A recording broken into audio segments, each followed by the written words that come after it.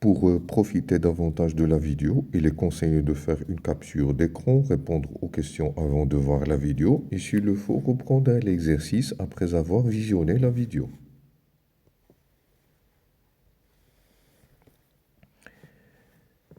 On étudie l'évolution en fonction du temps d'un mélange obtenu à partir de V1 est égal à 0,1 litre d'une solution acidifiée de dichromate de potassium de concentration C1 et un autre volume V2 d'une solution acidifiée et d'une solution d'acide éthanoïque de formule H2C2O4 de concentration C2, l'équation de la réaction totale qui a lieu à 25 degrés et voilà, on nous donne l'équation de la réaction et on nous dit qu'il s'agit bien d'une réaction totale. Alors, on obtient la courbe suivante. La réaction d'oxydoréduction qui se produit met en jeu les couples CR2O7 slash CR3+, et CO2 slash H2C2O4. On considère que les H+ sont en excès. Calculer N0A, c'est-à-dire la quantité de matière de CR2O7 et N02, la quantité de matière initiale de H2C2O4, les quantités de matière initiale des réactifs. Bon. Pour N0A, il est donc égal à C1 fois V1. C1, c'est 1,66 fois 10 puissance moins 1, que l'on va multiplier par V1, c'est 0,1. Et ça donne 1,66 fois 10 moins 2 mol. Voilà pour N01. Pour N02, pareil, c'est C2 V2 qui est égal à 0,6 fois 0,1. Ça fait 6 fois 10 puissance moins 2 mol.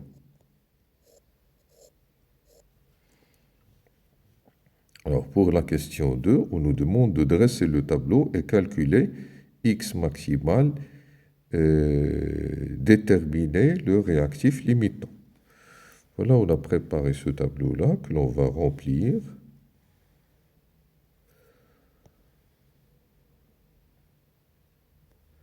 Pour la question 2,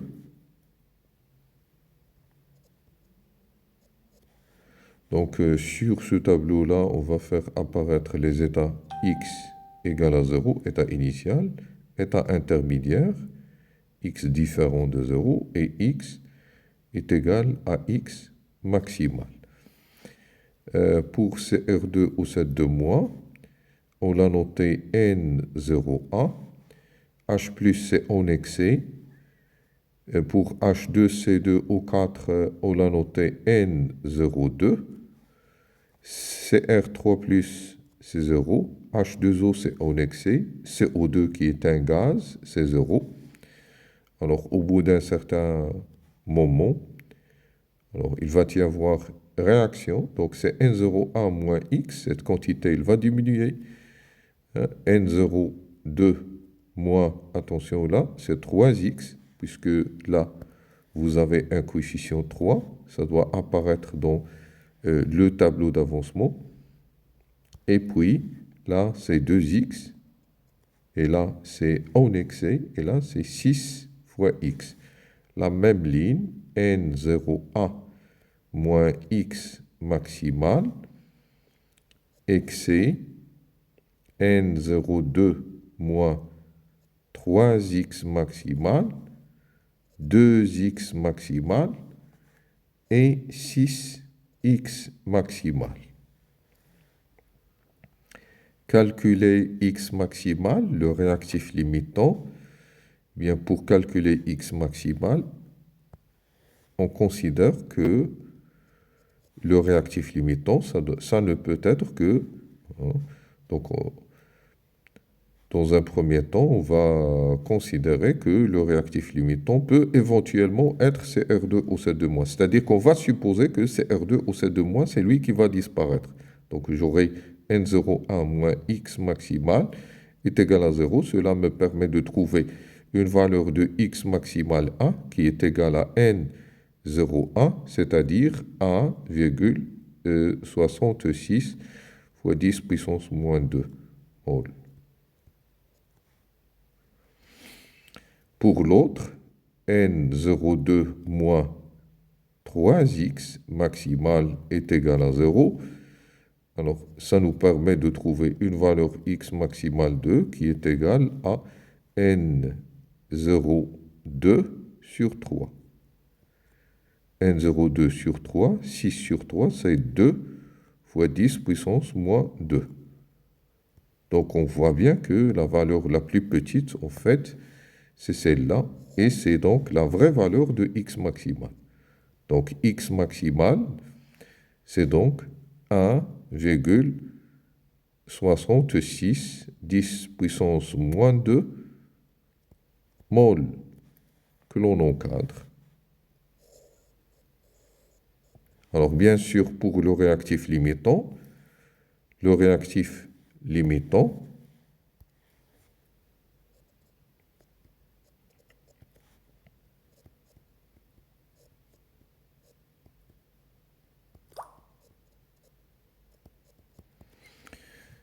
c'est donc CR2O7 de-.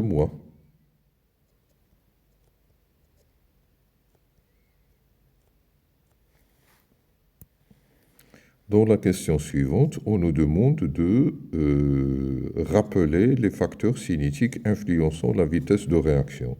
Bon, ça, c'est déjà vu dans une vidéo auparavant, cinétique A. On le rappelle quand même. Les facteurs cinétiques sont au nombre de 3, suivant votre programme. Facteurs cinétiques. Nous avons C, la concentration des réactifs.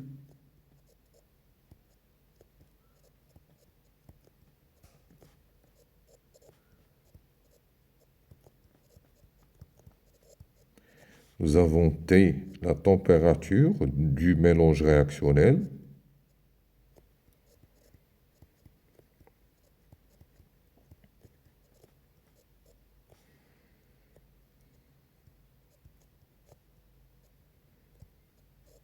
Et nous avons là le catalyseur.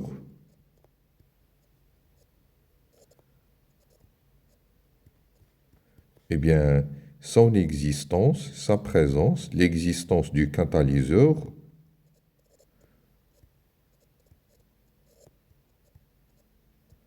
rend la réaction plus rapide. Réaction plus rapide. Pour la question suivante, alors, définir T1 demi, le temps de demi-réaction, et déterminer graphiquement sa valeur. OK. Alors, T1 demi, c'est le temps nécessaire. Et le temps nécessaire pour avoir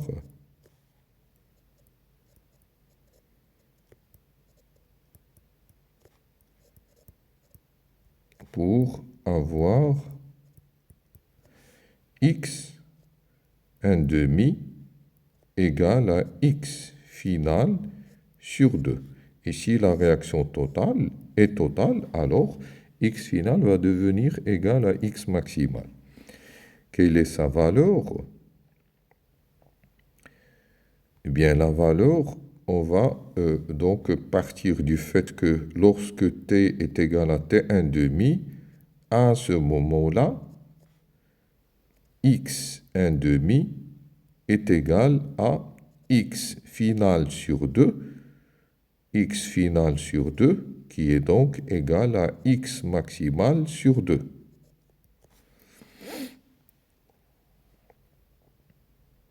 OK. Donc, je vois bien que d'après le tableau d'avancement, la concentration de CR2 au set de moins parce que dans le graphe, j'ai l'évolution de la concentration de CR3+. Et donc, je dois considérer la concentration de CR3+, dans le tableau d'avancement. Donc, pour CR3+, sa concentration, ça va être la quantité de matière divisée par le volume. La quantité de matière divisée par le volume.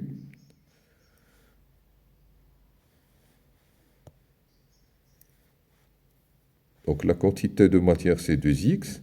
Donc, on va tout multiplier par 2. Ça va devenir 2. X 1 demi est égal à x maximal. Et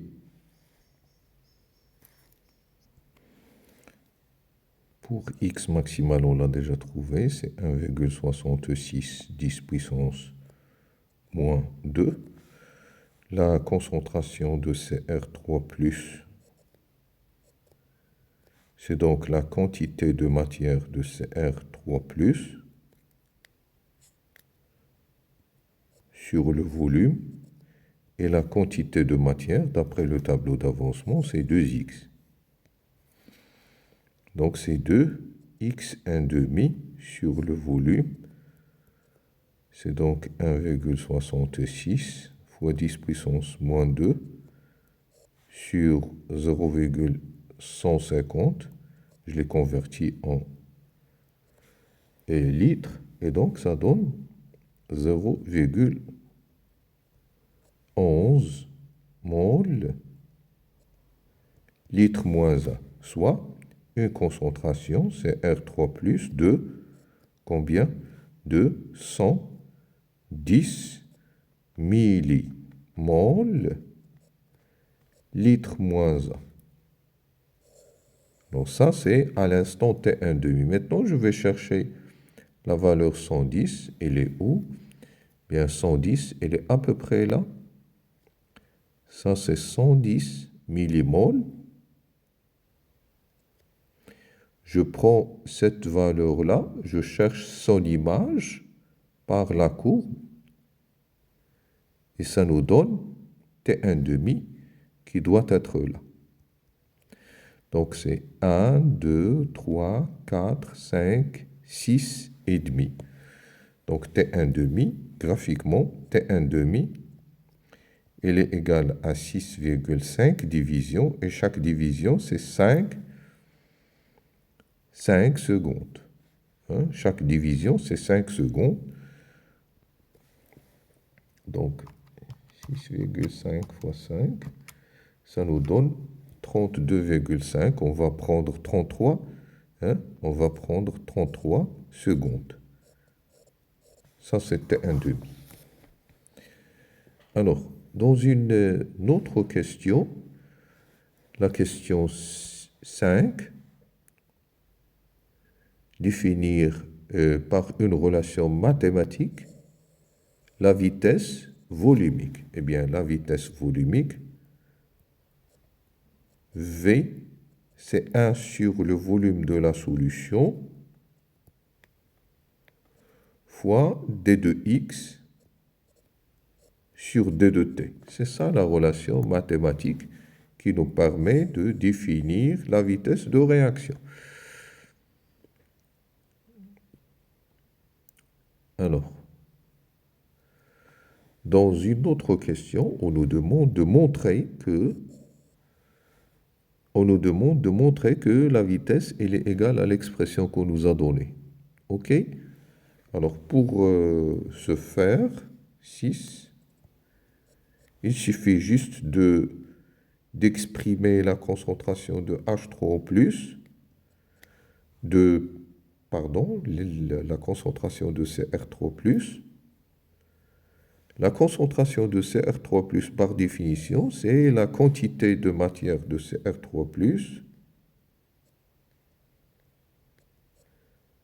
sur le volume, et la quantité d'après le tableau d'avancement, vous pouvez voir sur le tableau d'avancement, c'est 2x, sur le volume, que je peux écrire sous la forme de 2 sur V fois x.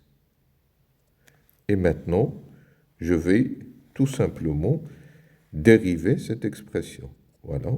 CR3 plus est égal à 2 sur V fois X en dérivant les deux termes, la dérivée par rapport au temps de cette quantité, c'est en fait la dérivée par rapport au temps de la quantité de droite. Et parce que cette quantité-là, 2 sur V est une constante, donc je me permets de la faire sortir à l'extérieur. Donc ça donne 2 sur V fois D de X sur D de T. Or, D de X sur D de T fois 1 sur V, cette quantité-là n'est autre que la vitesse. Donc, qu'est-ce qu'on obtient? On obtient 2 fois la vitesse à l'instant T. Donc, voilà ce qu'on a obtenu au final. On a obtenu que D de la concentration de CR3+, par rapport au temps, il est égal à 2 fois la vitesse à un instant donné, d'où la vitesse est égale à 1 demi la dérivée de la concentration de CR3+, sur D de T.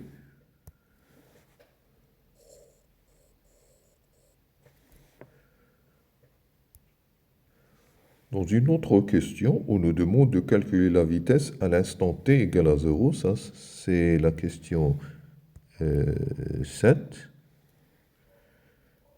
La question 7, on nous demande de calculer la vitesse à l'instant t égale à 0. Alors, la vitesse à l'instant t égale à 0, ça va être 1 demi. Une concentration CR3 plus A moins une concentration CR3 plus 2 sur T1 moins T2. Alors, on va utiliser donc cette tangente-là, la tangente à la courbe à l'instant t égale à 0. Pour le premier point, on va choisir ce point-là, le point 0, 0. Et pour le deuxième point, bien, le meilleur point qu'on trouve, c'est celui-là. C'est celui-là qui a pour coordonnées 140 et là, la valeur que l'on a ici. Alors, 1, 2, 3, 4, 5. Donc, c'est la moitié. 5, c'est 25. Donc, ça va nous donner 1 demi fois la concentration. Alors, ce point-là, je vais l'appeler le point A et ce point-là, je vais l'appeler le point 2. Donc, la concentration au point A, c'est 0. On est là, c'est 0. Moins la concentration au point 2, c'est 140. Sur TA, c'est toujours 0. Moins T2, c'est 25. Il ne faut pas oublier de multiplier par 10 puissance moins 3 pour avoir des moles dans l'expression, dans l'unité de V. Alors, si on calcule cette quantité-là, on trouve quelque chose comme V en 0. On trouve 2,8 fois 10 puissance moins 3 mol, litre moins A, seconde moins A.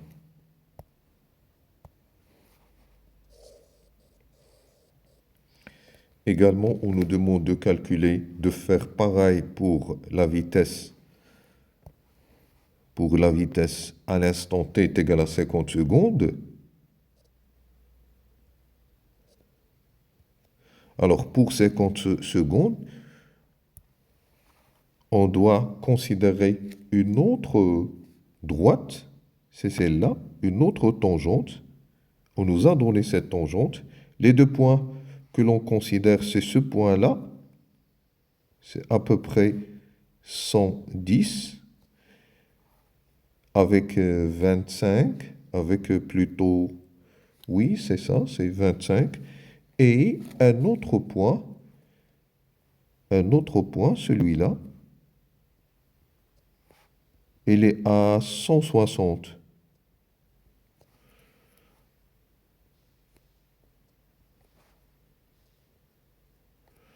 Alors, 10, 60, 70 et 75. Voilà. Je remplace donc par les valeurs. C'est 1 demi fois ce point-là. Ça, c'est le point 1. Ça, c'est le point 2. Donc, 160 moins 110 fois 10 puissance moins 3 que l'on divise par 75 moins 25.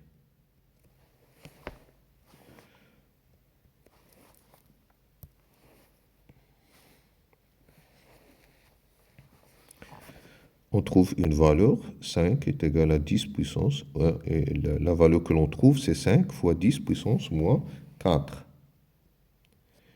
Ça se voit, c'est inférieur à la valeur qu'on a trouvée tout à l'heure. Mol, litre moins 1, seconde moins 1. Donc V, à l'instant T est égal à 50, seconde, elle est égale à 5, 10 puissance moins 4, mol, litre moins 1, seconde moins 1 que l'on encadre. Pour l'instant t est égal à 150, eh bien, on a pratiquement, là, on voit bien sur la figure qu'on a pratiquement une tangente, là, une tangente qui est horizontale. Donc, la vitesse à l'instant t est égale à 150, elle est égale à tout simplement 0.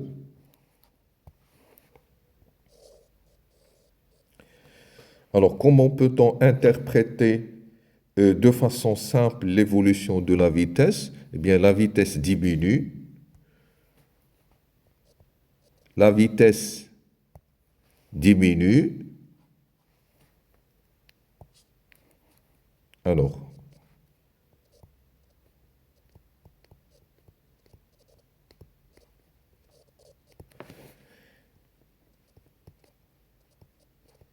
car la concentration des réactifs diminue. La concentration des réactifs